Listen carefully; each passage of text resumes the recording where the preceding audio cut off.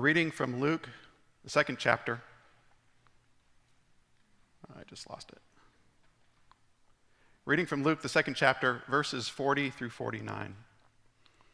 The child grew and became strong, filled with wisdom, and the favor of God was upon him. Now every year his parents went to Jerusalem for the festival of the Passover. And when he was 12 years old, they went up as usual for the festival. When the festival was ended and they started to return, the boy Jesus stayed behind in Jerusalem, but his parents did not know it. Assuming that he was with the group of travelers, they went a day's journey. Then they started to look for him among their relatives and friends. When they did not find him, they returned to Jerusalem to search for him. After 3 days, they found him in the temple, sitting among the teachers, listening to them and asking them questions. And all who heard him were amazed at his understanding and his answers. When his parents saw him, they were astonished.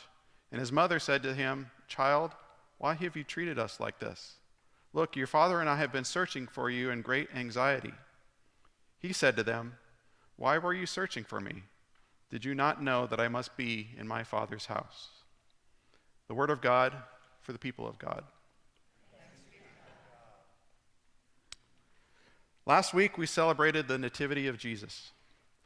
Today, I want us to fast forward from the celebration of the birth of a child to the dangers of the teenage years. I want to talk to you today about something that has been on my heart for the last few years and comes from a recognition of events in my life. I'm talking about the transition of a child into an adult and the losses that God's church often suffers when that happens. I'm going to start by giving you the story of my own transition, and then you may see the problem of which I speak to you today. I was raised in a Christian home with Christian beliefs about God. As a child, I had belief, I had faith, but it was the belief and faith only of my parents. A child whose belief is only supported by their parents' belief can lose that if one of two things occur. The first is if the parents stop requiring the child to go to church. The second is when the child leaves home after high school and has not received the necessary tools to build a foundation for their own belief. As I grew older and began to rebel, as all children tend to do as they come into adulthood, I did not have the tools to defend my faith from a world that too often sees little need for it. So when I stopped going to church, my faith did not grow. You see, when a child transitions into adulthood, there's a gap that must be bridged. That gap is between the platform that is the faith of our parents and the train, which is our own faith as we move into adulthood. When I approached that gap, my faith was the faith of my parents alone. It was not my own. Unfortunately, without a defense for faith, I was not able to build my own faith, and I lost it. I fell into the gap between the platform and the train. In high school and later in college, I studied subjects like physics and philosophy. I saw the motion of the atoms and the motion of the stars. I gained human wisdom and thought in secular ways. I was told that those things are natural and there's no need for a God hypothesis. I studied biology and evolution, and Darwinism presented a worldview that seemed to function without God. I saw the evil and suffering in the world and cried for God to exist, but was met only with silence. I sought the beauty and pleasure of women, and I plugged my ears and cried for there to be no God to tell me right from wrong. In the end, my faith was undone, and I decided that there was no God, that Jesus was just a man who maybe had a few good ideas, but died for them in the end, if he even existed at all. Please understand that this is through no fault of the people in my life, but through something that was lacking in my early Christian education. Something I believe still lacks in many churches today. What was lacking was a teaching of an ability to build and defend my own faith. The Apostle Peter writes, "Honor the Messiah as Lord in your hearts. Always be prepared to give a defense to anyone who asks for you the reason for the hope that is in you." The word translated as defense in this text is the Greek word apologia, which literally translates as speak away.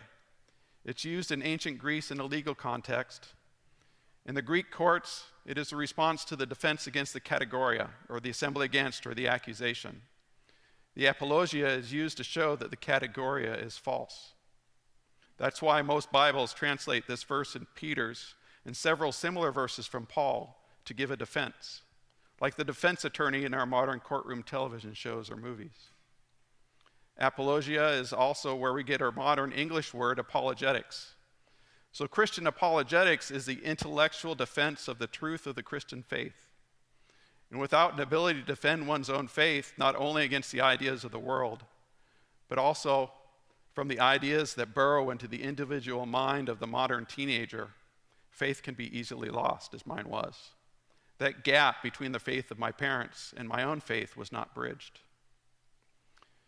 Yet here I stand before you today, preaching the good news of Jesus Christ and the forgiveness of sins. How did that happen? All I can say is that God works in mysterious ways. He leaves the 99 to go back for the one who is lost, rejoicing over the prodigal son returning, if I may mix my parables. How did God do that in my life, you might ask? Through the people in my life mostly. A mother who held on to her faith even in times of struggle. Friends who lived their faith every day and demonstrated a hope within them that I admired. Marrying a Christian woman who made me want to seek God once again. But also in one other important way. During my fall from faith, I held on to one thread of it. Just one was all God needed. It's a thread that many people are still clinging to today, even those who claim to have no faith. It's the reason why today, as many are leaving the Christian church, they are also experiencing feelings of what some call wokenness. It's a deep yearning for there to be objective moral values, a right and wrong upon which a secular society can use as a foundation for living, solid ground upon which one can build a home. However, one does not find objective morality in secular thought because it doesn't exist there. Society continues to feast from the tree of the knowledge of good and evil, and thus redefines good and evil day by day and person by person. The fruit of that tree is still sweet to us today. But the irony here is that for there to be an objective moral code containing the values we seek, there must also be an objective author of such a code. And yet it's easy for those who don't want there to be a God to put on philosophical blinders and feast from the tree and say the objective moral values we seek come from ourselves. But that would make them subjective, not objective. For that's what the tree provides when we eat from it, subjective morality. Morality that changes with the whims of society. But I guess when truth isn't important, contradictions such as those can be ignored. Yet for me, truth was and remains a vital part of living, and the contradiction that comes from believing in objective moral law without an objective moral lawgiver could not be disregarded. I knew that there were objective moral values. The Holocaust was wrong no matter what. The murder and abuse of innocence is appalling from every angle and background. I could recognize that abortion was wrong and that open access to education and health care are good. I saw this not just in these historical and modern examples, but also in my own home and life. A marriage that had failed through selfishness, self-righteousness, and unfaithfulness. A house that I built on sand, unable to withstand the wind and toppling at the slightest breeze. I understood that hypocrisy existed everywhere, including in myself and those closest to me. That good and evil were real things, not just figments of my human mind, but instead real, tangible things that would have existed even if I did not exist, even if nobody existed. Luke's gospel describes such an evil that existed in Jesus' time. Evil actions of Pilate intentionally offending Jewish religious rites, intentionally offending God by mixing human blood with Jewish sacrifices. But offensive as this was, Jesus tells his disciples that Pilate's sin is no less than their own. And I recognize that sin is in all of us. So I thirsted for righteousness. All humans need objective moral values like we need water. Objective morality is God's water for us. God asks us through the prophet, why do we spend money on what is not food? I ask you, why do we spend efforts valuing what God does not value? Why do we spend our wages on what does not satisfy? When we thirst for God, when we drink the water he offers for us, we find him. I found him. And with that finding, I found his living water, which quenched my thirst for righteousness, removed my heart of stone, and replaced it with a heart of flesh. Okay, I want to pause here and we'll take a side road for a minute. And we'll merge back into what I said earlier, and this will give us some perspective. A couple summers ago, I read a paper on a website called the Gospel Coalition, as I often do.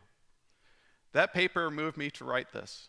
It was written by Christian author and apologist Rebecca McLaughlin, and it's titled, "Going to Church Could Save Your Life."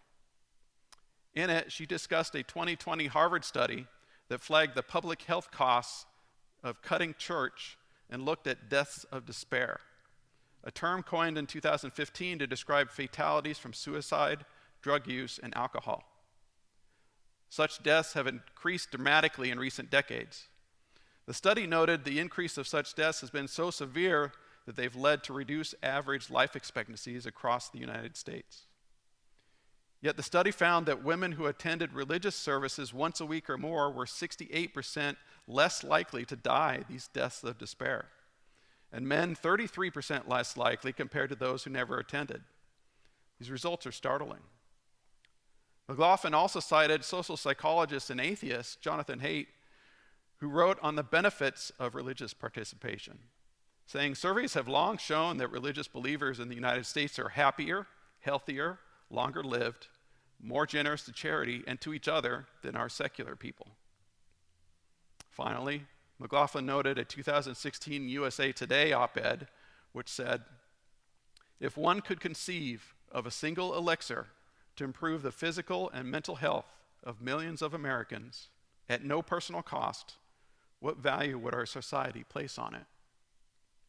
It went on to outline the multiple mental and physical health benefits correlated with attending church once a week or more, including reducing mortality by 20 to 30% over a 15-year period. Well, I ask you, what value would you place on such a miracle elixir, a medicine of living water flowing from the church? In the end, while the research on the protective effects of church-going doesn't mean that faithful, active, practicing Christians have no risk of these deaths of despair, it does mean that contrary to the beliefs of some, the church has something important to offer in the battle against such deaths. Now, McLaughlin's paper is so important today, and yet it's unfortunate that those who need it most will likely never touch it. This is where we merge back into what I was saying earlier. You see, there's an epidemic of fear, anxiety, and depression in our youth today. I'm a witness of it. I've seen it in my own children. I've heard about it in the children of my friends. I attribute it to my generation of parents embracing atheism, naturalism, materialism, and secular humanism. In essence, we are leaving the church, and so our own children do not benefit from our own faith. I at least benefited from the faith of my parents. Most children don't even receive that. Instead, children suffer the cost and quickly learn that evil does exist. They see it every day on the internet and in the hallways and classrooms of their schools. They feel it every day of their lives. They see it, and at the same time, they're told it's a delusion. They're just not equipped with the one tool they need to battle it, which is prayer. They thirst for the righteousness of God, and they know I'm not. I'm blessed. I had the Christian faith of my parents to thank for giving me the tools to deal with it. Even though I eventually turned away from God in my 30s, prayer and the knowledge of God remained a comfort for me, and were always in the back of my mind, whether I wanted to admit it or not. God went back and found me. But today, many of our nation's youth are not given the comfort that comes with prayer and the ability to scream into the darkness, "I will not be a slave to fear. I am a child of God. I will not be a slave to fear. I am a child of God. I will not be a slave to fear. I am a child of God." Many in my generation turned away from the faith of their parents, often because the faith we were taught was a blind, unquestioning faith, an anti-intellectual faith, unable to answer the tough questions. When the questions came, and they came in force when I attended college, we were not equipped with the knowledge of the reason for faith. Apologetics offers answers to the questions about the reason for faith. That's why apologetics is so important for Christian youth groups, and yet it's often not taught there or even typically a focus for them. It's vital so that when the challenge of the world comes, they are not knocked from the platform that their parents built for them. And so they are able to bridge the gap for themselves and eventually build the same platform for their own children. Then the next generation is able to withstand the darkness, which is very real and not a delusion as the atheists would have us believe. Our youth today are exposed to a lot of darkness in this world, and yet McLaughlin's paper notes that studies have shown that those who participate in religious services at least once a week are more optimistic, have lower rates of depression, and are less likely to commit suicide than those who don't. And these effects aren't slight.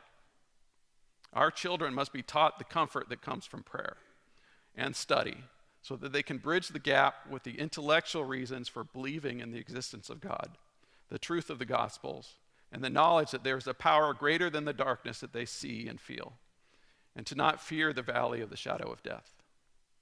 That can happen easiest by seeing their parents do so, by witnessing the change that follows and experiencing the light that comes for it themselves. Atheists today proclaim that religion poisons everything, that church involvement is a psychological straitjacket that constricts human flourishing. But that Harvard study contributes to a growing body of evidence that suggests that in general, rather than hampering human flourishing, regular religious participation is measurably good for us. Put it another way, increasing secularization is a real public health crisis. While the Christian life is far more than church attendance, and the hope of the gospel is far more than a guard against suicide, it's certainly not less. My generation must return to the church pews so that our children and our children's children are equipped with the tools to withstand the darkness that brings with it fear, anxiety, and depression. With that, they can learn that faith and reason are partners in the Christian walk, that science and religion are not at war as some would have them believe, and that they can bridge the gap to a faith that is rooted in their own investigation into the truth claims of the gospel. Investigation leads to clarity, which if followed further leads to certainty. And they should not be afraid of doubt. Doubt is God's gift to prevent complacency, to help keep us from believing things which are not true. But doubt that isn't followed by an honest investigation, wherever it leads, can end in disaster. If left to fester, doubt can destroy faith. I'm confident, though, that if anyone were to honestly investigate the eyewitness accounts of the New Testament, that they will end at the feet of Jesus, God incarnate, Savior of the world, just as I did. My homework for us comes in two parts. First, for the youth, I would urge you to mind the gap. Be aware of it. Be prepared to cross it. Build your own faith based on your own belief. Learn that there are answers to the tough questions that our secular society lobs at Christians today. And if and when you leave home, join a church or a college faith group. And for the adults, today I shared a bit of my story. One of the most important things we as Christians can do is, as Peter says, be prepared to give a defense for the reason for the hope that is in you. Think about your own story. What's the reason for the hope that is in you? Are you prepared to talk about it? When you can share that with others, you become a light on the path that leads back to Jesus. And that's just what we are called to do. Thank you.